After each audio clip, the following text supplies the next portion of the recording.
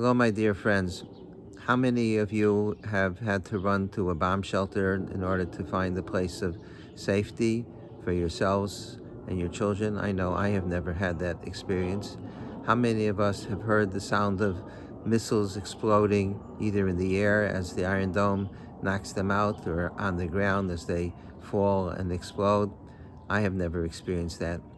It's difficult for us living in the relative security, but nothing is in life is 100% secure. But at least for the moment, the relative security living in the United States, it's very hard for us to even identify and to put ourselves into the shoes of our brothers and sisters in Israel that are going through this state of trauma. And in addition to the assault that's taking place by Hamas, simultaneous with that, there are riotings in the streets of the cities throughout Eretz Israel. It's a very scary time to be living in Eretz Israel.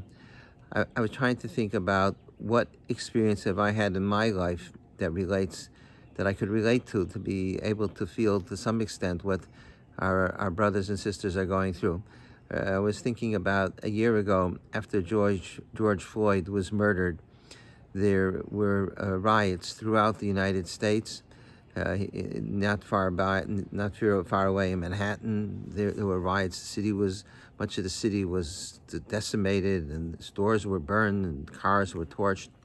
So a few days later, there was a demonstration that was going to take place here in Highland Park, and they were going to march, I think, if I recall correctly, from New Brunswick, but maybe it was from some other location.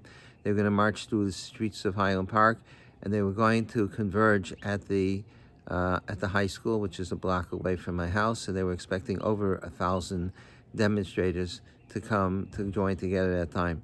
And it was unknown if it was going to turn violent, because unfortunately these demonstrations had turned violent in cities across the United States. And as we were waiting for the approach of the crowd, and we had people that I was calling the mayor, and was calling Izzy Rifkin, and calling Josh Brzezinski and other people that were in touch with the officials. And as that group came closer, I was more and more frightened about what could possibly happen if things would get out of hand.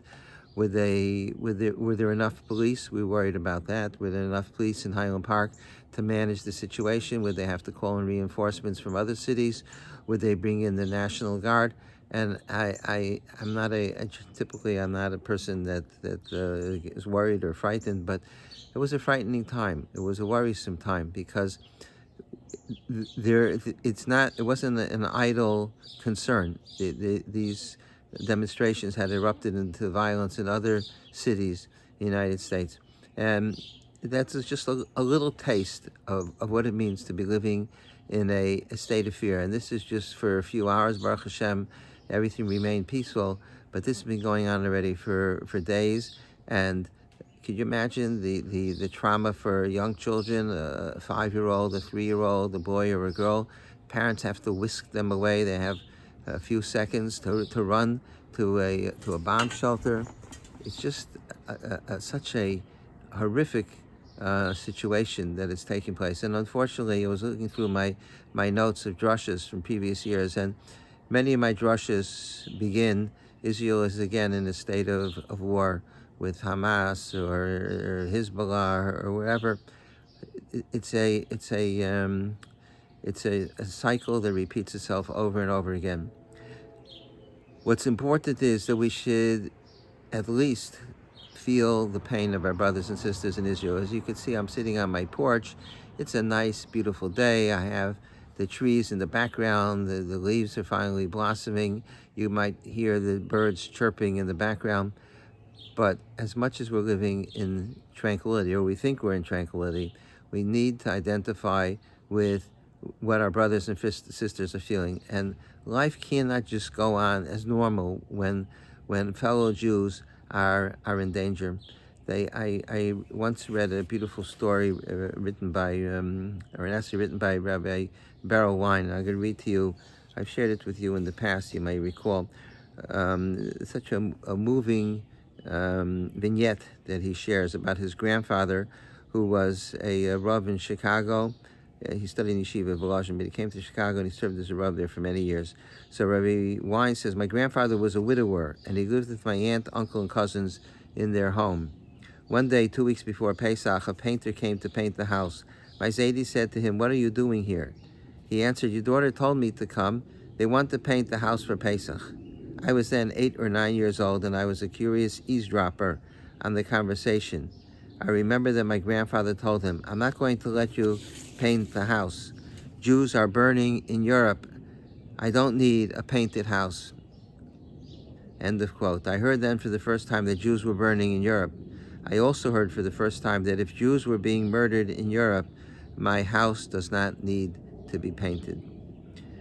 I was looking at the Aish website, and I saw a similar type of a comment from a Dr. Yvette Altmiller, who lives in Chicago. She's a writer, and she wrote an essay called Feeling Israel's Pain. On the aish.com site, you could access it yourself. She was writing about how we have to try to feel their pain and to have at least some sense of what they're going through.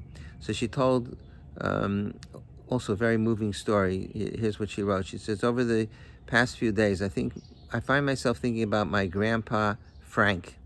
A Viennese Jew, he didn't make it out of Europe before World War II broke out, and for many months he struggled and had some horrific experiences before he was able to find a place on a boat that brought him to the United States. When he arrived in Chicago, battle-scarred and traumatized, he was invited to dinner by some distant relatives who lived there. Instead of asking him how he was and feeling his pain, his relatives spent the evening complaining with the war on, they were finding it hard to find a large selection of ice cream in the stores. So this is how a person is able to completely ignore nobody wants to think about pain and difficult situations. So here, their brothers are, like Rabbi Wine's grandfather said, they're burning in Europe, and people are thinking about how hard the war is for them because they don't have a good selection of ice cream. So we need to think about our brothers and sisters in Eretz Yisrael and what they're going through. Now, admittedly, it's difficult to visualize that. It's difficult to have it on our minds. We're sitting in a different country, but nonetheless, as Jews, we have to feel the pain of others. And I was thinking of a suggestion how we could identify more with their pain. The Gemara says, in Pirkei Avos, it says that one has to be nosei ba'ol and chaver. One has to carry the burden of their friends, and we have to be nosei ba'ol in Klal Yisrael. We have to carry the burden of Klal Yisrael because we are all one united nation, and if part of the nation is in danger and is in trauma and is in shock, we all should be in that state. So, but how do we do that? How do we keep this on our minds throughout the day? So I was thinking that once an hour or once every 2 hours, we should say short tefillah in our own words. We don't have to say it from the siddur, but in our own words, we should say short tefillah to the Rebbeinu Shalom. Say, HaKadosh Baruch Hu, please protect the people of Israel. Please don't let any bombs fall on people's homes or harm people. Please don't let the soldiers who are defending the state of Israel in the IDF, in the Tzahal, please keep them out of harm's way. We could formulate a tefillah in our own words once an hour, even for 10, 15 seconds. That'll make a great deal of difference. First, because it'll keep the thought of what's taking place in Israel on our minds. And secondly, because our tefillahs will be very powerful if we daven on behalf of the Jews in Eretz Yisrael. You could also recite the following tefillah. It's found in Tachnun. I know the women typically do not recite Tachanun. If you have an Art Scroll Siddur, it's on page 136. It's if you can't find it, ask your husbands to show it to you. It appears right after Shemona Esrei is Tachanun, and towards the end of Tachanun, there is a short tefillah that has three phrases that talk about the fact that HaKadosh Baruch Hu is the Shomer Yisrael. HaKadosh Baruch Hu is the guardian of Israel. and we refer to HaKadosh Baruch Hu in each line or each stanza of this tefillah in a little bit of a different way. We talk about Shomer Yisrael, the guardian of Israel, Shomer Goy Echad, the guardian of either the one nation or the unique nation, and then Shomer Goy Kadosh, the guardian of the holy nation. And so the tefillah, each stanza relates to the Jewish people, and it describes them a little differently and makes an appropriate statement for that description. So Shomer Yisrael, Shmor Shevis Yisrael, the guardian of Israel, protect the remnant of Israel. The Al Yovad Yisrael, and let not Israel be destroyed. Ha'omrim Shema Yisrael, those who proclaim Shema Yisrael. Then the second paragraph, or second stanza, Shomer Goy Echad, the guardian of the unique nation, Shmor She'eres Am Echad, protect the remnant of the Am Echad, of the unique people. Va'yovad Goy Echad, and let not the one nation be lost or destroyed. Hamiyachanim Shimcha Hashem Elokeinu Hashem Echad. They're the ones that proclaim your oneness, that HaKadosh Baruch Hu is one and the only one. And then finally, Shomer Goy Kadosh, the guardian of the holy nation, Shmor She'eres Am Kadosh, protect the remnant of the holy nation. Yovad Goy Kadosh, let not the holy nation be destroyed. Hamashalshalim b'shalosh kedushas l'kadosh, those who proclaim threefold sanctifications of the holy name. We say Kadosh, Kadosh, Kadosh. 3 times we sanctify the name of Kadosh Baruch Hu. So we're asking God, who's the Shomer. He's the ultimate protector. He's a better protector than the Iron Dome and armies and missiles, etc. He's the absolute Shomer Yisrael. We're asking him, the Shomer Yisrael, and the Shomer Goy Echad, the Shomer of the unique nation, and the Shomer of the Goy Kadosh, of the holy nation, that he should protect our brothers and sisters throughout the world. So if you could either say all 3 phrases, or even just say one line of that tefillah every hour, every 2 hours. Say Shomer Yisrael, Shmor Shevis Yisrael, V'avad Yisrael, Mishma Yisrael.